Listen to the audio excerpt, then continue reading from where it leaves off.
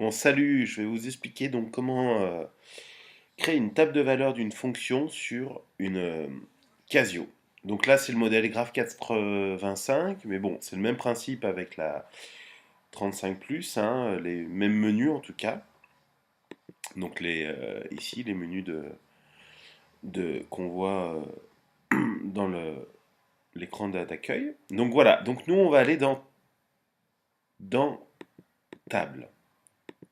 Donc ici, c'est le menu 7, c'est pas sûr que sur la vôtre, ça soit le menu 7. Alors, premièrement, il faut bien que, on va rentrer la fonction ici, et il faut bien que ça soit ce style-là, hein.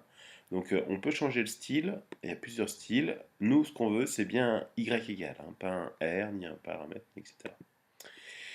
Donc, on y va, on rentre la fonction. Alors, on va rentrer, par exemple, la fonction 2x carré plus 3x moins 5. Donc voilà, j'ai utilisé la touche carré ici, la touche ici pour le x, et voilà. Il n'y a pas de souci. Donc ensuite, très simple, alors je ne vais pas tout de suite dans le menu table, je vais d'abord définir ma table. Ça veut dire, sur la Casio, il faut dire à partir de quel nombre on veut. Alors par exemple, on veut la table de valeur de moins 5. Il faut préciser la fin. 5 et par pas de 1. Donc on va faire moins 5, moins 4, moins 3, moins 2, moins 1, 0, etc. Donc voilà. Alors, pas de 1, on a dit. Alors là, j'ai mis pas de 10, mais c'est n'importe quoi, donc je vais effacer. 1, et là, ici, je peux très bien modifier si je veux. Je peux très bien mettre, par exemple, si je voulais mettre moins 2 tiers, j'aurais pu mettre moins 2 tiers. Alors, attendez, hop, moins. Alors, le moins ici, hein, pour les nombres, hein, moins 2 tiers. Donc voilà. Alors, bon, je vais modifier. Maintenant que j'ai fait mes petits essais, voilà, hop, tac, et je mets moins 5.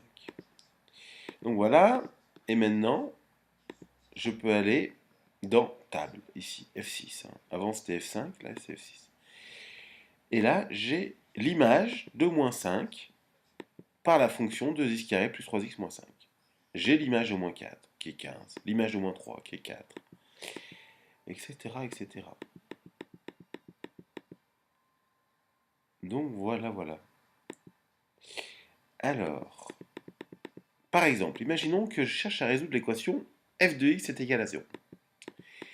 Comment je vais trouver des solutions approchées numériquement?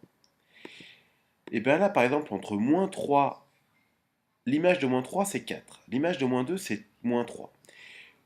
Cette fonction, elle a une courbe lisse, si on traçait son graphe sur la calculatrice, et on se rendrait compte que si l'image de moins 3 est 4 et l'image de moins 2 est moins 3, forcément, à un moment donné, il y a un nombre qui aura pour image 0. On ne peut pas passer de 4 à moins 3 sans passer par 0, dans le cas d'une courbe lisse de fonction. Et donc voilà. Donc du coup, je sais maintenant que j'ai sans doute un antécédent de 0 qui est entre moins 3 et moins 2. Donc je vais changer les paramètres de ma table et, cette fois-ci, parcourir entre moins 3 et moins 2. Calculer toutes les images des nombres. Mais cette fois-ci, je vais changer le pas. Je ne vais pas mettre 1, parce que ce serait ridicule. Je vais mettre 0,1 au dixième près. Donc là, je vais trouver une solution approchée au dixième déjà. Et là, voyons, moins 3, tac, tac, tac. Et là, bon, dans ce cas-là, c'est un coup de chance, parce que normalement, on ne trouve pas exactement un antécédent 0 pile poil. Mais là, dans ce cas-là, en fait, on voit qu'on a numériquement trouvé la solution exacte de l'équation. La plupart du temps, ça va être une solution approchée, à 10-1 près, 10-2 près, etc. Donc voilà, voilà.